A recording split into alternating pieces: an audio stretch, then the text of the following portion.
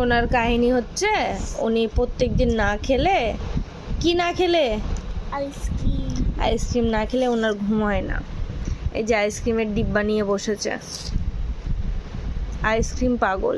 Butterscotch খেলি না, আবার খাচ্ছিস এগুলো? কে বানিয়েছে এগুলো? কেমন হয়েছে বানানো? খেতে কেমন হয়েছে? সব ফিনিশ? দেখো অবস্থা। আরেকটা আছে ওটার মধ্যে আছে, গলেই তো গিয়েছে। তো তুই এতক্ষণ ধরে বসে খেলে তো গলেই যাবে না।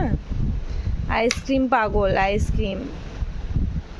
ওর কাহিনী হচ্ছে আইসক্রিম লাগবেই, রোস্ট করে খাবো। রোস্ট করে খাবে। আচ্ছা খা, তুই আইসক্রিমই খা, এখনো আছে ফ্রিজে।